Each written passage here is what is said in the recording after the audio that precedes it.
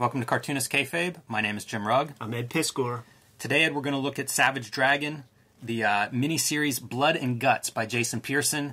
Bought it when it came out, one of my favorites. But before we do, where should people find your work? Patreon.com/Ed Piskor is where I'm serializing my current comics project, Red Room. You can see right here it's becoming a little bit more real because I'm playing around with different logo treatments. I love this kind of stuff. This is so up my alley, man. The hand lettering and logos and stuff, really cool. It's about murder on the dark web for fun and profit. So on this story is a fifth story. The middle tier is on every page is going to be this continuous video playing, and I call it the Rat Queens, man. A lot of murder mayhem on the dark web for fun and profit. 3 books gets to archive. 2 issues are up there as of this recording.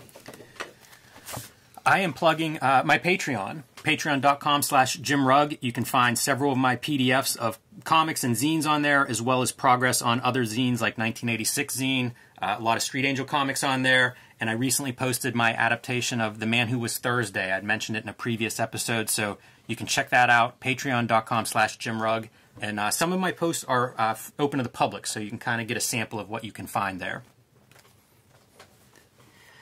So today we are going to look at Dragon, Blood and Guts from 1995. I mentioned the year because this is set between the Savage Dragon miniseries that came out in 92 and the Savage Dragon ongoing series in 93. I don't know how important that is. Dragon's in a certain position because at the end of the miniseries, some violence happens to him personally, and so he's really kind of thinking about his life and where he's at on the on the police force, and if he wants to stick with that. And so you do find the dragon in this state of being on the edge, which I actually like. Like the Savage Dragon ongoing #1 was one of my favorite comics, and it's because he is this like in this dark. That was probably some of the darkest dragon days, and that's where this is set. And it's kind of interesting because it's 3 years later. So Pearson kind of thinking about, or 2 years later, thinking about that time period, almost a period piece in the early days of Image Comics. Some other stuff that I would mention background for this. I first saw this mentioned in a Heroes ashcan that was showing like the Eric Larson line of comics. And this would include things like Super Patriot and Freak Force. Star, I think, was getting a miniseries. A lot of the characters from Dragon at least got a one-shot or a miniseries that would spin off. Who knows? We may look at Super Patriot at some point because that's the other one that I think came out of Dragon that just looked really great. Yeah. Jason Pearson, this is his first writing. His credits are writer and penciler for this story. Did he do anything before this? He must have done something, but this is definitely the first time he wrote a story. First writing. He had come from Legion of Superheroes, working, doing the art for Keith Giffen writer. And that was like 92, 93, so not around very long. This is a pretty early work. I don't know how he actually got this job. I was trying to find, like, I don't know if he hit Larson up or what, but Larson hired... Pearson's part of a studio out of Atlanta at the time called Gaijin Studios. And this includes like Adam Hughes, who was supposed to do a Dragon miniseries but ended up not doing it. Rick Mays ended up doing it. Yeah. I think it was Rick Mays. Hughes did some covers and part of the studio. Super Patriot, drawn by Dave Johnson, who was part of that studio for a while. So Larson, I think, didn't have a house style, but seemed to really gravitate toward these guys who were clean. They were very graphic, I think, in their treatment. A little bit of a slick style. I dug it, man. I was really into it. I didn't know too much about those guys and what they had in common, but I dug most of those Dragon miniseries. I thought they all looked pretty good. And so the story is, this is a Dragon nightmare here because of the events at the end of the miniseries. His girlfriend gets killed whenever she answers his door of his apartment, and somebody's there because they hate Dragon. Dragon should have answered the door, I guess. Yeah, and he's haunted by her. That's his existential dilemma throughout this entire issue. That happens in Image Zero. Right. Image Comics #0. Which took forever to come out. So Larson ends up printing that story in the trade paperback of the miniseries. And then also he did like a 5-issue expanded version of the miniseries, 99-cent issues, but they kind of filled in various gaps, including that he ran that story there. Like, so it appeared at least twice in print before Image Zero because I assume frustration at the delays. But I love Pearson's Dragon. One of my favorite parts of this miniseries is the way he draws Dragon. Does a pretty good fin, but does a huge, like, I didn't even want to say Hulk. Like, he does a very unique dragon body, and I think Larson and everybody else ends up being very influenced by this because this is the direction Dragon takes, where it becomes less and less human and more of just absurdly upper body muscles. He pushes those proportions in a big way, and I'm going to kind of skip ahead to the end where there's the editorial where Larson is talking, and he says that there are only two guys who have done the proportions, who have done Dragon the way it should be done. Pearson, Joe Madureira. Yes, Madureira did it on issue of Vanguard #3, if I remember correctly. Pearson did a pin-up illustration. I don't know too much about Jason Pearson. Never read that many interviews or anything like that. But Gaijin Studios, Gaijin, Japanese for foreigner. Have to imagine there's maybe a little Japanese influence. Certainly with Madureira, he's a video game guy, and this is the era of like the Neo Geo SNK fighting games like Fatal Fury and Samurai Showdown that would have these companion art books that would come out, and Felipe Smith is a dude that we did a shoot interview with, and he was talking about the art books for Street Fighter 2. And when you see these things, they push the proportionality in such a way, and it's so geometric, the way that these muscles are put together. Now, this is conjecture on my part, because once again, I don't know Jason Pearson, never read that many interviews or anything, but I think he's pulling some inspiration from that. Also, I see inspiration in terms of the inking style and stuff from this period, Michael Golden. Yeah. You know what? Part of the reason for doing this video is because I'd like to look at more Pearson stuff, like Body Bags. Yeah. The Body Bags series covers by Michael Golden, so I think you're spot on 100%. The inker on the story is it's Carl Story, who is another Gaijin studio mate. So I assume these pages can just be passed back and forth. I don't know what their studio layout's like. Or was like. I guess it closed shop in like 2010, but studio mate doing the inking, so probably exactly the way Pearson wants this story to look. And I'm pointing out Reservoir Dogs, Hard Boiled. There are references to Tarantino and John Woo throughout this. His name is John Woo. The bartender's name is John Woo, and also not subtle references. A little social distortion reference for good measure. And this is his cop buddy Alex, who I like this version of Alex quite a bit too. I think he draws her pretty well. Pretty fun. I just, this was think of Eric Larson's Savage Dragon. This is a totally different interpretation, which Larson would often do, in contrast to, say, like the other Image guys that seem to find studios that drew in similar styles to them. Larson would employ these guys on miniseries that were like stylistically completely different, and it was cool to me, if it worked, and it mostly did. In this case, I was happy with it, but a very different interpretation of these characters that I knew. Another example of what I think is some Japanese, like manga influence, is just a sliding glass with like the little energy coming off. Like you would see that in manga for sure, and you would not see something like that in American comics. Yeah, and Dragon Man, not afraid to drink heavily. That's something that you'll see in Larson's Dragon as well. Yeah, this is where you get sold. And this original art, you can find this online. I've seen pictures of this. Just that mass. I don't know, man. I was so into that at the time. It just really, that's what I wanted out of this kind of superhero. So geometric too, man. Like, I mean, he might have used a damn ruler for that piece right there. Yeah, that part's kind of strange. And there was a school of cartoonists that kind of followed this style. Definitely. All the way into the 2000s. And you can do it wrong. Oh, for sure. You can definitely go off the rails with it. Most of them did do it incorrectly. So here's the big bad guy. His name is Grip. And the story is his wife is going to testify against him. And, he's this notorious killer. They need Dragon to protect her, to kind of like escort her to wherever that is going to happen, almost like witness protection. They want Dragon to protect her, but first we're going to see Grip, who's taken over this church and like just killed, priests and members of the congregation to be part of this, killing this prostitute that is servicing Grip or his men or whatever. And he was just like, this is black and white, man. This is a bad guy. She's a pro, but she can only go so far, and she just can't get inspired to do her job with all these dead bodies all over the place. Yeah, it wasn't a deal breaker, but once she's there a while, can't overcome that. Might be one dead body too much. It's really grotesque, and you see what the effects of his that grip on her hand, just gone. She handles that pretty well, or else she's in shock. Yeah, for sure.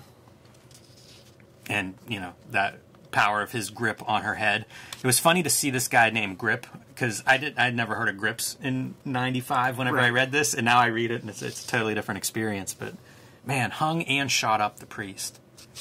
Really over the top. I like these bad guys. Kind of a cool ninja S&M kind of mask combo. Yeah, for sure.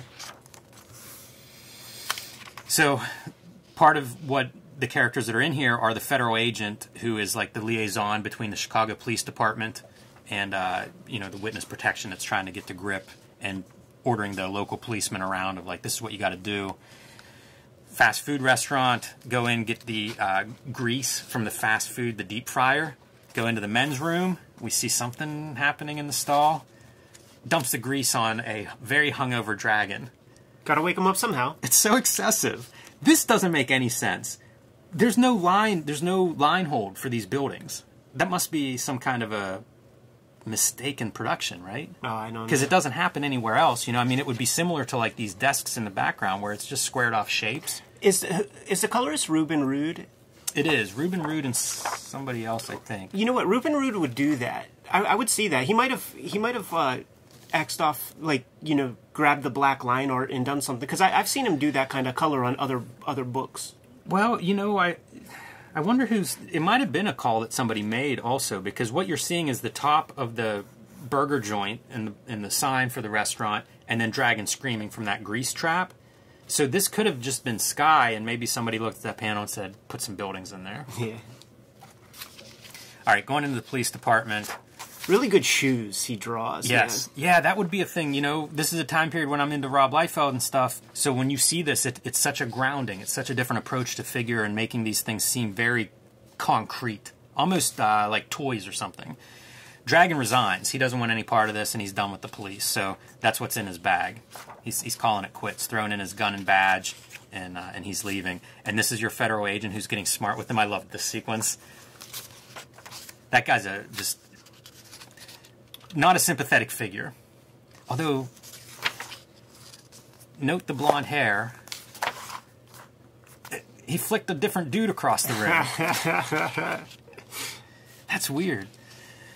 Another angle, Ed. That too looks like it's drawn with a ruler. Yeah, that's a bold graphic choice for sure. And he's full of them, man. Like when he does like just the shape of the top of the cranium. You know, like the human head. The skull is not round. It's more egg shaped, flat at the top, and he lets you know.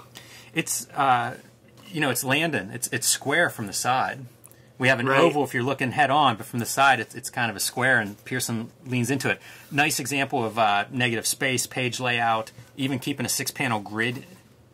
Dig it. Yeah, one of my favorite things, man, is always having people stand on the horizon line, because you can never screw up that perspective as long as everybody's standing on it. You know, you could draw the shoes super giant, you could draw a character, a stick figure this big, and as long as they touch the bottom, it's in correct perspective. Easy to do. Yeah, that's a breakthrough if you're trying to understand perspective, that idea of wherever that horizon line is, that's the part of the body everybody's going to line up with, and you'll be okay. Faking perspective, sort of. Dragon's short. Pearson captures that. That's a detail that a lot of artists don't always worry about. There's a clue here. This is a reporter that supposedly died. We learned that he was killed, you know, Dragon comics are so filled with crime and violence and vicious circle in Chicago. So the story is that he dies, and we learn about it in the bar the day before. Dragon's drunk at the time, but slowly pieces together that something doesn't add up here. And then Grip and his thugs. I like the design of those guys. And you see like that reporter, fake reporter, is part of that group. Stuff is not as it appears. It's kind of well written in the way things are revealed. Like, you know, we're going to go through this whole thing, so I'm not giving anything away whenever I say that this Fed agent is also a double agent. You know, but that's what we're learning, like, you know, from a story structure. The first reveal is the reporter's not who we think. You know, like he's working for the bad guys. Cliffhanger ending. Pretty good. You know, we find out that there's more going on than the good guys realize. And we're going to get that kind of in each issue. You know, it's going to be this story unfolding as it progresses. Big fan of that magenta title against that green, by the way. Yeah, this feels... I like this cover a lot, but I mean, like, this is so iconic. Whenever I had these laid out and I was looking on screen, it's like, oh, it's a really nice... It's a nice showcase of these covers that looks really good, and part of it is because of this... It's a striking cover image. bullets, you know, he's being shot in the face. I always credited Larson as being one of the better writers of this first wave of Image guys, and I think that carries through in these miniseries. A lot of the miniseries, he would be co-writer or scripter or plotter or something, you know, some part of it. This one, it's all up to Pearson, but I bet they workshopped the story together. Yeah, and Larson, you know, he's older than those other guys. He likes a certain kind of comic, and those comics have stories. So, you know, he wants a certain thing. This is something that Pearson would kind of bring to the table in most of his comics, is the kind of photostatting of the same panels over and over again. Like, this is different, obviously, because of the lighting changes, but we're going to see that throughout. Like, maybe even that is exactly the same. Yeah, you know what? I'm glad you point that out too, Ed, because we have gone through an era of comics of talking heads, and finding ways to make that interesting. You know, that's the challenge for an artist, and I think that's a good solution. Different lighting effects, maybe slightly different expressions or turning the head or whatever. Almost animated, too, is, I think Ivan Brunetti points that out. You do the same size characters throughout panels. It's almost like an animation effect. So the story is also that Alex knows the witness. They have some history together, so she volunteers to be part of the security detail. And when Dragon realizes something doesn't add up, because of his friendship with Alex, he comes on board. There it is, man. Look at that flat line. Yeah, that's totally... I love that. Totally angular. Same with, like, the shoulder, you know? It's being repeated throughout, even, like, calf muscles. Very, good shoes again, man. Like, I would like to have some Converse All-Stars that have a real tread. Like boot tread on the bottom. It's almost like the Princess and the Pea or whatever. Like, when you wear Converse All-Stars and you step on the slightest pebble, man, you feel that shit up in your knees. It's hard to believe guys play pro basketball. It is crazy, man. They have gnarly ass feet too, I'm sure. Yeah.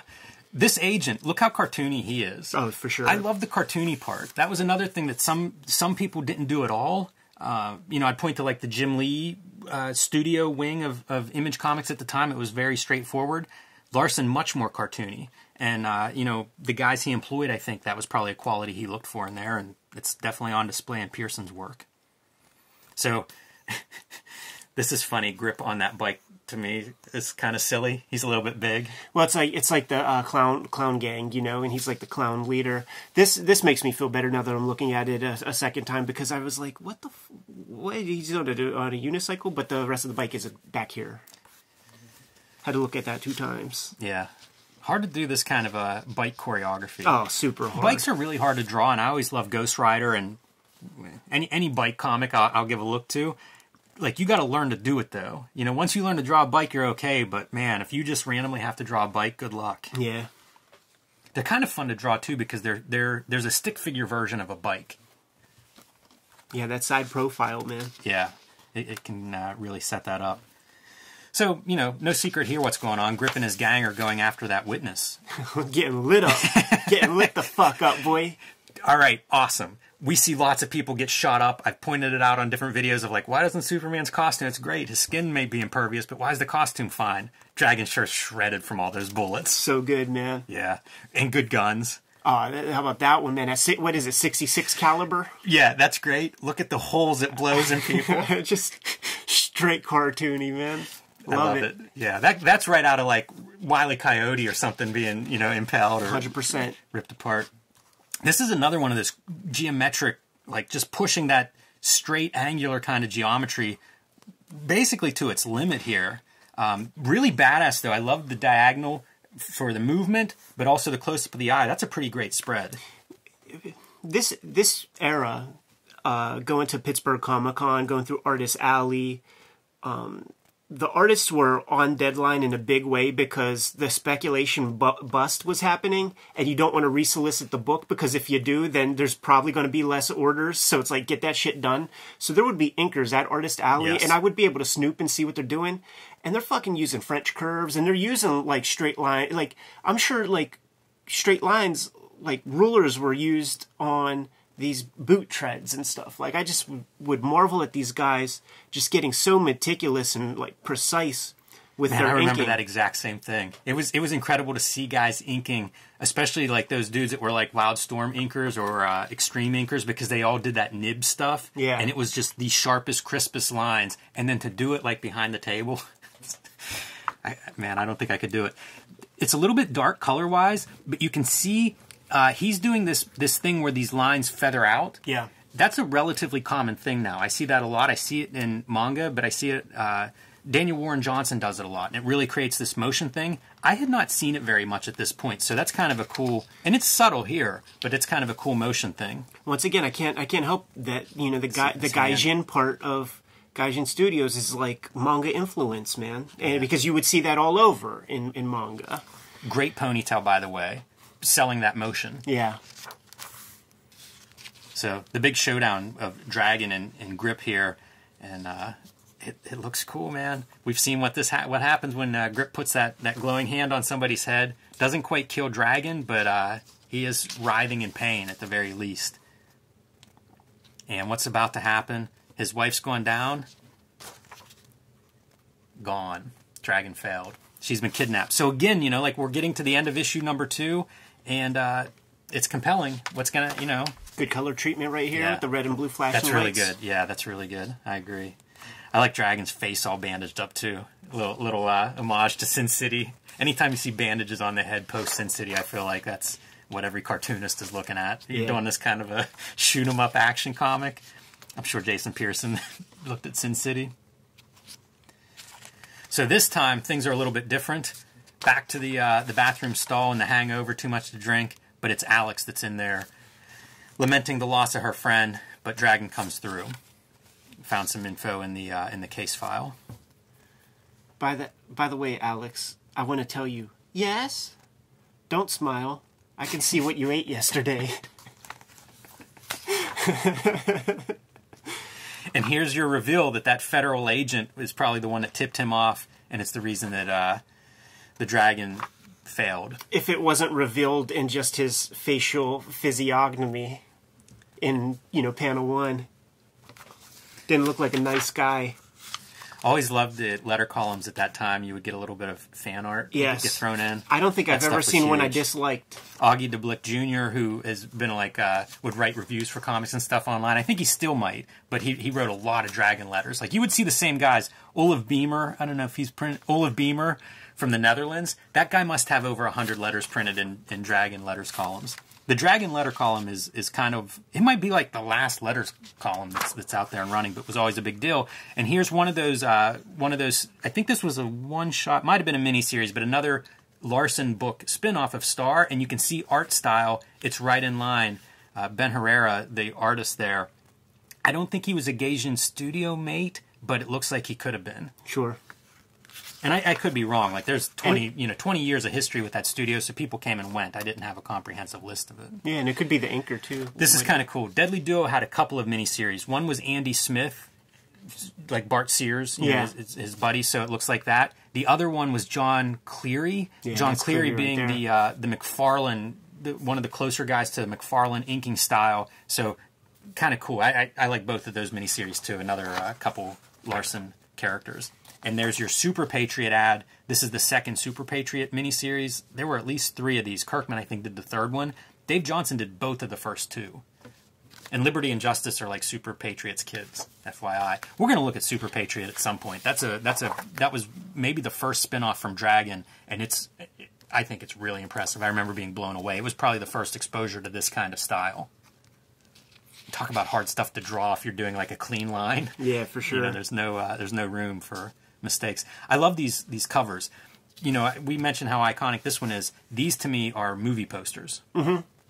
Yeah, works really well that way. You got to get to the girl using that 66 caliber. Yeah. This is Alex's sidecar. Whenever they did that like alt comics Dragon compilation, I had this car in my story. I always thought it was really cool, like a 57 Chevy, but with the flames painted on it. I think Pearson's a car dude. Yeah, that makes sense. So they're kind of working outside of the police force at this point. They've been called off of the force. I think the feds got involved or something like that. But Dragon got hold of the file, knows it's Alex's friend, and they're going to go after it. Look how good that car is, like stopping real quickly. Yeah. I love it. And you see, we always talk about lift the wheels off the ground a little bit, give it a little extra oomph, and it's just a tiny bit. It's just enough to show that inertia of the car's moving and she's trying to stop quickly. Yeah, it's great. Yelling out the window. I like her personality. It's fun. She's kind of this lot of attitude, fits well with Dragon. Guess you have to be that way or you're not going to you're not going to be able to hang out with him if you can't hold your own. This is the writing thing, like you know, when you study writing and you listen to sort of the greats describe plot structure and stuff. This is what you don't want to do, man. You don't want to have the aha moment where the characters just happen upon the kind of solution or the big kind of reveal, which is exactly kind of what happens here. Once again, Jason Pearson's first writing things, man, so we don't hold it against him or whatever, but they are just stopping right here. Thunderous, stormy day, even though we're not really seeing raindrops or anything like that. And the church should be open to the homeless. I guess that's a function of churches, how they're able to have their nonprofit status and stuff. But whatever important church that is seems to be closed, and that's odd. And it all just works out that they're right there. Hey, I'm glad you mentioned the rain, because I was going to give props to Carl Story, who's inking a little differently. You know, like we see a lot of these big bold lines that look good, whatever, very graphic. But this rain stuff, it's like this fine line, and you'll see it against shadowy parts. So, you know, it's not everywhere. It'd be like if you were looking at rain from a distance, maybe you wouldn't see those big drops, but you see it kind of in the way he's shading certain pieces where it's a little bit closer, like these buildings in the foreground and just the edges of it hitting the car. So the car outline is, it's almost Frank Quitely-esque, that one particular line style. Yeah. It would have been up to the colorist, man, to cut some white in there or something. All right, so here we go. You're right, man. Coincidentally, they stop short. They almost have a moment right by the church. One of the hardest things to draw, and I've been tasked with it maybe 3-4 times, and I've never done it satisfactorily, was kicking in a door. Very hard to do. And I don't think that this is even that great, but it's better than any I've ever done. Show me good examples of it being done, because I'm growing to the place of maybe just have my cops open doors from now on or something, man. Like with their hands. I think this one's pretty good in the way the door's being busted open. It's not your regular door, so that helps. And this is more of that line of like, how do you do motion? Again, this was pretty new in American comics in 1995. It definitely was. And once again, like that SNK final Fatal Fury Samurai Showdown kind of thing, like, you know, that would be a part of it. This is a little bit better version of that rain, Ed, because you have those very fine lines, but then you have some in the foreground, some of the more like the bigger lines to indicate the raindrops. Yeah, props to the inker for moving the ruler around a little bit, man. One of my sort of just pet peeves is the T-square taped down raindrops. Yeah, I agree. I love this to me is just a great drawing of having those, you know, the circular pattern of the rain hitting the windshield and stuff, and it really gives the colorist some room to like add some color there. Yeah, get some lights reflecting in that wet rain. This background is that same treatment of the buildings in issue 1 that I pointed out. Yeah, I bet you that's a Ruben Rude color panel. Yeah, it has it's just a little bit of an awkward fit. Taking Alex's friend to maybe meet her fate. That's always fun. Yeah, that's real cool. Jumping car to car, baby. Not just jumping car to car, man. That arm is cocked. Yeah, he's getting ready to. Pearson maybe should be doing a wrestling comic, jumping off the top of the cage and coming in through the window. Good stuff. This is so cool. Just the choreography is great. And by the way, this is that white, that exactly what you said for the rain. Like, cut that with white a little bit, which I assume is all the colorist. Yeah. I don't think that's a second layer that Pearson's providing. And crashes into like this near this gas station. So that's your introduce the gas station in panel 1. We'll see how that plays out. Good action stuff consistently. Whenever they do mix it up, it's good stuff. This is, I would always look at these kind of punches thrown where like the head is snapping the opposite way the punch is going. And it is funny, the giant gun. Yeah, she's cool, man. And once again, this is that kind of illustration that you would see guys like Humberto Ramos and Mike Waringo would kind of adopt this kind of stuff. Yeah, there were a lot of people that came, you know, like this style became very, I wouldn't say ubiquitous, but a lot of people were using this kind of clean style, and I think it works well with the digital coloring. You know, like there were things they show up, image shows up and has digital coloring, but then it takes some time to be like, well, maybe there's line art that works better with that. That's a totally, we have 50 years of coloring that we build our line styles around, and now we're changing the coloring. Maybe you need to evolve the line style to really complement it. So, yeah, that seemed to be one direction a lot of cartoonists went in, and this is pretty early versions of that. Yeah, and once again, Pearson and Madureira were the guys that were at the top of that. Madureira probably more popular just because of drawing X-Men books. Yeah, and here we go. Dragon's not going to get the claw in the head twice. Yeah, man. So Again with the wrestling reference, right? So they Von Erich's about to put the claw on him. Kick the little gas gimmick, gas all over the ground. Let's see how that grip reacts to touching that gas. Compliments to the letterer here too for having the aw crap. Coming from both guys dudes. Realizing it. Ka-ka-ka-boom. Nice. I always think of the gas station that they blew up for RoboCop over by McKee's Rocks, and our friend Lex lives there and says like it just rocked that neighborhood. Like I think they blew it up a little bit more than they expected to, maybe. A little bigger bang. Like Michael Golden in that Marvel Fanfare, that destruction done with just a black ink line, no dry brush or anything else. Yeah, it really gets the impact though. I think some of these motion lines zooming in there help, and then like I'm glad you said Michael Golden earlier too, because how much of this is so reminiscent to me of Michael Golden. Yeah. And it's fun to see this and think like, oh yeah, McFarlane influenced by Michael Golden, totally different direction. I think Pearson influenced by Michael Golden, but going in a different direction. And this feels more like that Marvel Fanfare style. Yeah, it's a different Michael Golden. Like he might have fucked with some Nom or something, but it's like the Image dudes, the first gen, their shit was like Micronauts, the Avengers Annual, Michael Golden, and this is Bucky O'Hare and the Punisher covers. I was going to say the Punisher covers, because I was reading that stuff, and that's what this feels like, and it's like great color, and it's this kind of inking style. Stark black and whites, but with these like very tight feather lines that actually don't look feathered with a brush or a pen, but like, once again, those inkers that I would see, they would do feather lines with rulers and tech pens. Wow. Yeah. It's hard to imagine exactly how. It's so different than the way I ink.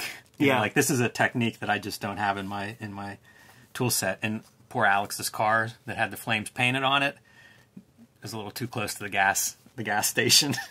So good fun kind of ending. Oh, the dragon shouldn't be quite that delighted that her legacy. I think that car came from her father. You know, it's like handed down in generations. Well, it turns out he's an alien, so he don't know from dads. Yeah, that's true. So that's it. You know, round out your letter column with some of this fan art, which again, man, they printed so much of this. How much of this? You know, like there were so many people reading it. This must be the very beginning of the collapse. You know, 95, because Larson again. This is the time whenever Hero is showing off like the Larson Universe mini comic, and you know, Star, multiple sequels to Super Patriot and Deadly Duo. So this is probably near the end of him, you know, before things really went south. And then Pearson's book coming at you from Dark Horse and Blank Noir, which was their Gaijin Studios imprint for a little bit, and Body Bags being the title that he was doing there. Yeah, that's going to get some kayfabe coverage. Yeah, so that gives you, you know, Savage Dragon 20 is what's being advertised to give you some perspective on where all of this stuff was, and Freak Force is other, and that's the last issue of Freak Force. So, you know, this really is probably when things were heading south in a hurry, and it was like, well, finish up what we've commissioned, and then we'll see what the next several years hold for comics. Yeah, we'll maybe try to cover some of that at some point, because there are a lot of interesting documentation of it. You know, like Sam Keith's Max letter columns are what I always think of, where he was just, you know, recording what was happening on the deck of the Titanic as it sunk. But Jason Pearson's Dragon, Blood, and Guts, I loved this at the time. It was fun to revisit. I think it all kind of holds up pretty well, and I don't know if you get the impact of what this art was. You know, like this was a very fresh, bold graphic style that a lot of cartoonists followed after this, but this was a pretty early version of this kind of style. That's for sure, man. A perfect comic to kind of capture that 90s kind of extreme over-the-top action movie, John Woo zeitgeist. Yeah, absolutely. And Good job on Jason Pearson on his first writing duties, and whether if it was good or bad, I give mad props to anybody who does the writing and drawing. Period. Yeah. I find that stuff far more rewarding than assembly line comics. What do you say, Jimmy? Bounce? That's it for me. All right, Kayfabers, like, follow, subscribe to the YouTube channel. Hit the bell. We'll notify you when new vids are available. What you got?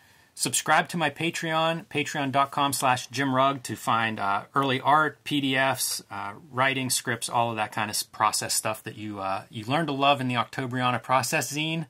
Patreon.com/JimRugg.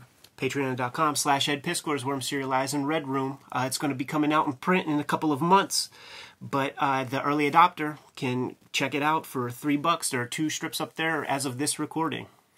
You can subscribe to the Cartoonist Kayfabe e-newsletter at the links below this video. You can find Cartoonist Kayfabe t-shirts and merchandise at the links below this video. Jimmy, give them one more set of marching orders. We'll be on our way. Read more comics.